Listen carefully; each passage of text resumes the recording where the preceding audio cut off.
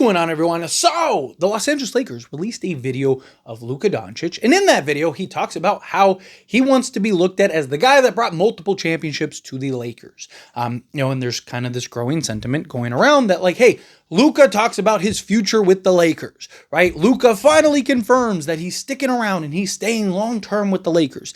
Now, look, I am somebody that wholeheartedly believes he is sticking around with the Lakers long term. I think he's going to sign that contract extension, whether it's at the date or when he returns from the Eurobasket, whatever. I am very confident he is going to sign that. I could be wrong. I've been wrong before. It happens, right? Maybe you're never wrong. I'm wrong all the time. It happens, right? But my whole point is that this video doesn't really prove it either way, right? Love the video. It was awesome. It's great to hear Luka. Luka has actually said that previously, said that in interviews and stuff, that like, hey, he said it in his introductory thing, that he wants to be a guy that brings multiple championships. He's excited to win multiple championships with the Lakers. But that video is obviously a video that was filmed sometime last year. This wasn't a video that was, filmed and recorded a week ago, right? Because you still see Luka when he was with the Lakers, not that slimmed down, in shape, super ready to go Luka. So again, I don't think that that's something that changes perspective. I kind of just wanted to make this video to kind of clarify, because again, I am somebody, because might be looking at this and going, well, Tyler, you think he's going to stay? Well, then why does it matter, right? Well, because I see this narrative going out and this conversation going out, and I feel like it's my duty to be honest and talk about what the reality is, rather than like, yes, we got this video, Luka's saying he's staying with the Lakers, right? Like, I believe he is going to stay with the Lakers. I believe he does want to win multiple championships with the Lakers.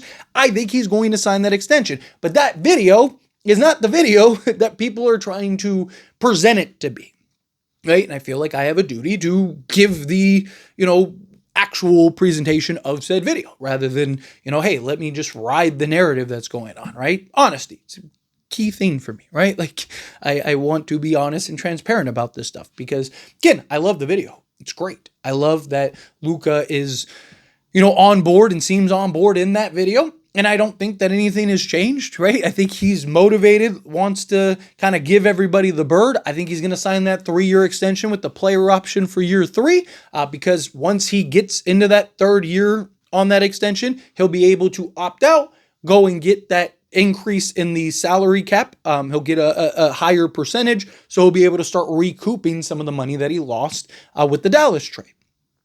What I think. That's what's been heavily reported. There were even reports recently that came out that said, hey, Lakers are extremely confident that they're going to keep Luka Doncic, that he is going to sign that extension. And I'm extremely confident, right? Also, Duffy, who is Luka's agent, went and just helped them get DeAndre Ayton. And, there's talks about Gary Payton and all that stuff. And I think that the Ayton connection was there because of Luka and because of Duffy. I don't think it was something, I don't think, Duffy's going to help and convince his client to go with the Lakers. Now, you could argue the Lakers were the best option regardless. Sure, possibly. But I think everyone's kind of hope is that Luka-Ayton pairing, that duo, is now your center point guard duo for the next 6 to 8 years. That those are the two guys that are going to lead the charge to potentially multiple championships. The number 1 pick and the number 3 pick in that 2018 draft. Two guys that, are a perfect perfect complement. Like, if you were molding, this point guard center pairing, Luka and Ayton are the exact kind of molds that you would want to create for that potential duo, right? And you're going to have both guys more motivated than they've ever been in probably their entire careers, right? Luka was just dragged through the mud and then was like, oh, hey, you didn't have enough? Here, let's drag you through it again. Oh, you think you're done? Nope, another drag, right? Like, it's just like, dude, like, throw in the towel. What is that meme from Rocky, right?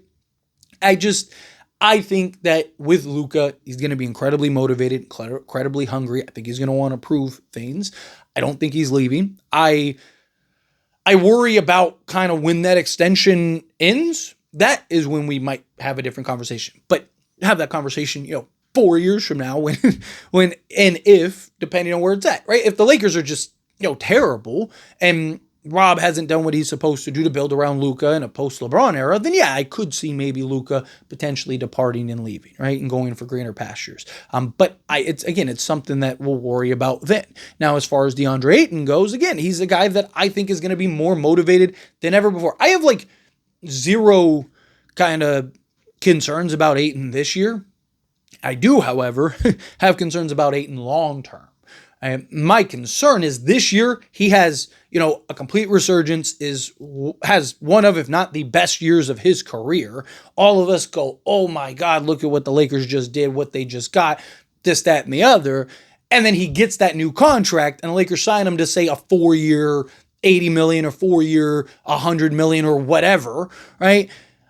And then he's like, okay, good, got the bag, proved myself again, we're back in business. That's where my concern lies, right? Like, that's where I'm like, hopefully he can maintain that. Because it's one thing to come in when you're hungry, you're motivated, you have something to prove. You don't want to be out of the league or on vet minimums for the rest of your career. So it's like, hey, I need to buy in, I need to lock in, I need to focus. You also just so happen to have the best potential point guard for you to make you look the best possible version of yourself that you could look.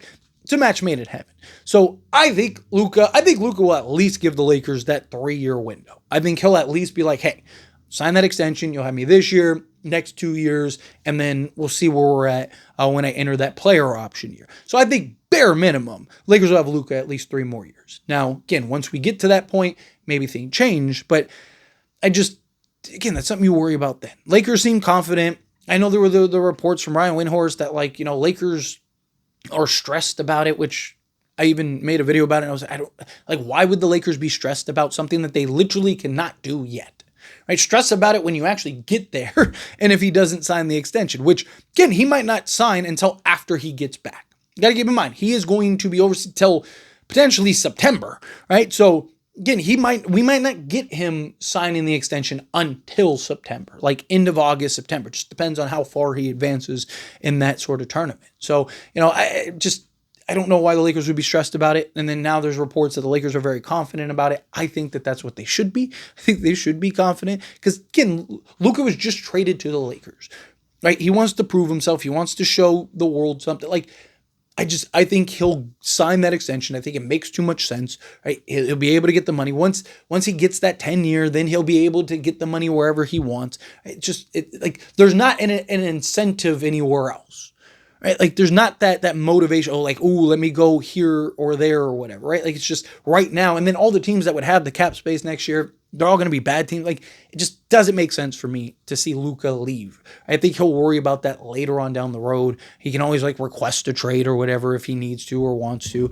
right? That's when I think things will kind of come full circle. But anyway, as always, this is a discussion, pass question on you. Let me know your thoughts and opinions down in the comments. That being said, if you haven't liked this video, hit that like button. Helps me a lot. If you enjoy these types of videos, truly appreciate it. Not subscribe channel, hit that subscribe button, turn on the bell notifications. Appreciate y'all. See you in the next one.